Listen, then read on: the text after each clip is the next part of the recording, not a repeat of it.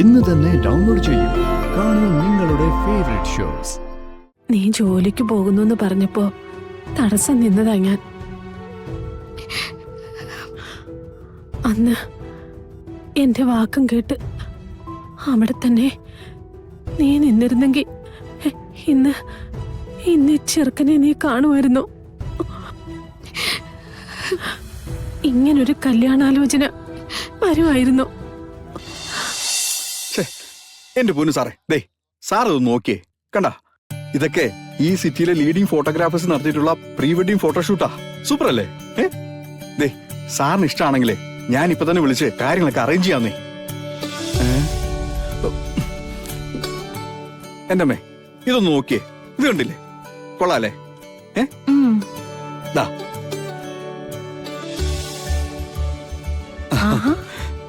ഇത് കൊള്ളാലോ. എല്ലാം നന്നായിട്ടുണ്ട് അല്ലേ നവീനെ? അപ്പൊ പിന്നെ അനുമതി കിട്ടിയല്ലോ, പിന്നെന്താ പ്രശ്നം?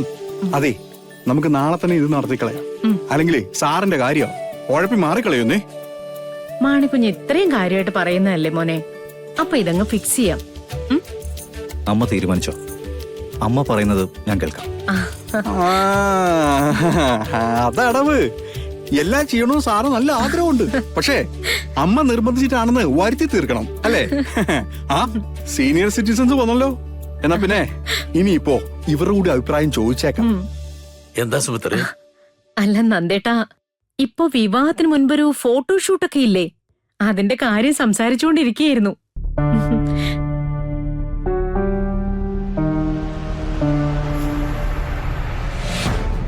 നാളെ തന്നെ അത് നടത്താന്നാ ഇവര് രണ്ടുപേരും കൂടി തീരുമാനിച്ചിരിക്കുന്നത്. ഇതിന്റെയൊക്കെ ആവശ്യമുണ്ടോ നവീനെ?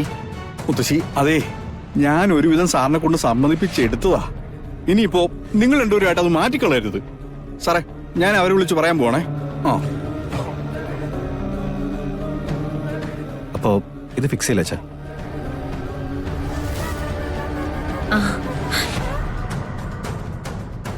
അമ്മേ ഒന്ന് വന്നേ, എന്റെ ഡ്രസ്സൊക്കെ ഒന്ന് സെലക്ട് ചെയ്ത് വെക്കാനുണ്ട്. ഇപ്പൊ വരാം നന്ദേട്ടാ.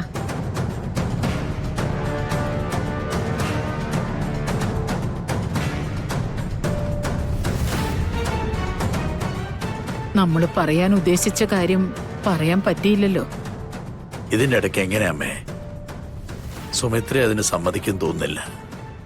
അവന്റെ വിവാഹം ഒന്നും മുടങ്ങണേന്ന് ദൈവത്തോട് കരഞ്ഞു പ്രാർത്ഥിക്കേണ്ട അവസ്ഥയായി നമ്മുടേത്.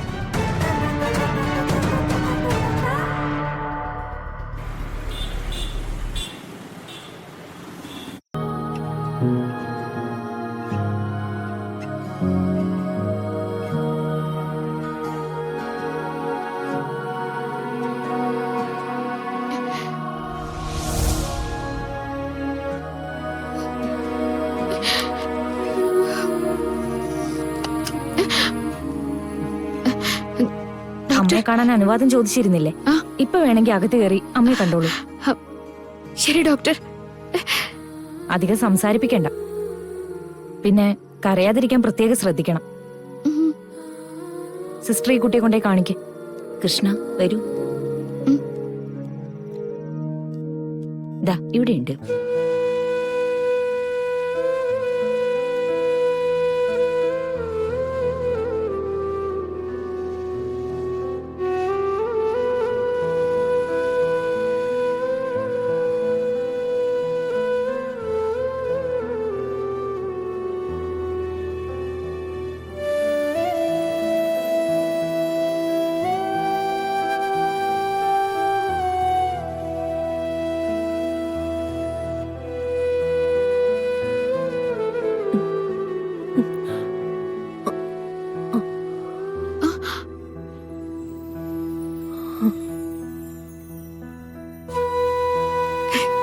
അമ്മേ, അമ്മ വീണ്ടും വീണ്ടും നിന്നെ ബുദ്ധിമുട്ടിക്കല്ലേ? അമ്മ എനിക്കൊരു ബുദ്ധിമുട്ടാവോ? എന്തിനെങ്ങനെയൊക്കെ പറയുന്നേ? നിനക്കെന്നോട് പിണക്കം മാറിയായിരുന്നോ? അതിനാരാ പറഞ്ഞേ ഞാൻ അമ്മയോട് പിണങ്ങിയിരിക്കാന്ന്? അല്ലാണ്ട് പിന്നെ നീ എന്റെ കൈ തട്ടി മാറ്റില്ലല്ലോ. അയ്യോ, അത് അന്നേരത്ത് ഞാൻ വേറെന്തൊക്കെയോ ആലോചിച്ചോണ്ടിരിക്കുകയായിരുന്നു. അങ്ങനെ ചെയ്തു പോയതാ. എന്നോട് പൊറുക്കണം. കണ്ണ് തുറന്നപ്പോ ഞാൻ കാണുന്നത് ഈ വെളിച്ചവും ഇവിടെ ആളുകൾ നടക്കുന്നതും ഒക്കെയാ. അപ്പോ ആശുപത്രിയിലാണെന്ന് എനിക്ക് മനസ്സിലായി. ഡോക്ടർ എന്താ പറഞ്ഞേ? എപ്പോഴാ നമ്മൾ തിരിച്ചു പോന്നേ? ഇനി ഓപ്പറേഷൻ മാറ്റി വെക്കുന്നില്ലേ? ഇനി ഓപ്പറേഷൻ മാറ്റി വെക്കുന്നില്ല. ഇപ്പൊ തന്നെ ചെയ്യാനാ തീരുമാനം. അതിന്റെ കാശ്? അതിനെ കുറിച്ച് ആലോചിച്ച് ഇവിടെ കിടന്നതിന് വിഷമിക്കണ്ട. അതൊക്കെ ഞാൻ വേണ്ടതുപോലെ ചെയ്തിട്ടുണ്ട്. അങ്ങനൊരു വിഷമമൊന്നുമില്ല എനിക്ക്. പണ്ടത്തെ പോലെ ആ ഒരു വെപ്രാളവും മനസ്സിലില്ല. എന്താന്നറിയോ, നല്ലൊരു കുടുംബത്തിലേക്കല്ലേ നീ ചെന്ന് കയറാൻ പോകുന്നത്. അതുകൊണ്ട് എന്നെ ദൈവം വിളിച്ചാലും നിന്നെ നോക്കാൻ ഇപ്പോ ആൾക്കാരൊക്കെ ഉണ്ടല്ലോ. ഇത്രയും കാലം വേദനിച്ചതിന്റെ ഒക്കെ കൂലിയായിരിക്കും ഇത്.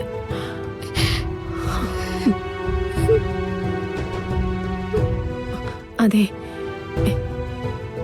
നീ ജോലിക്ക് പോകുന്നു എന്ന് പറഞ്ഞപ്പോ തടസ്സം നിന്നതാ ഞാൻ. അന്ന് എന്റെ വാക്കും കേട്ട് അവിടെ തന്നെ നീ നിന്നിരുന്നെങ്കിൽ ഇന്ന് ഈ ചെറുക്കനെ നീ കാണുമായിരുന്നു. ഇങ്ങനൊരു കല്യാണാലോചന വരുമായിരുന്നു. ഡോക്ടർ കൂടുതലൊന്നും സംസാരിക്കാൻ പാടില്ലെന്ന് പറഞ്ഞിരിക്കുന്ന, എന്നിട്ട് എന്നെ ഇങ്ങോട്ട് വിട്ടത്. അവരങ്ങനെയൊക്കെ പറയും, മിണ്ടാൻ പാടില്ല, അനങ്ങാൻ പാടില്ല എന്നൊക്കെ. മനുഷ്യന് മിണ്ടാൻ തോന്നുമ്പം മിണ്ടണ്ടേ? എന്നാലും വേണ്ട, അമ്മ ഉറങ്ങിക്കോ. ഞാൻ അടുത്ത് തന്നെ ഇരിക്കാം.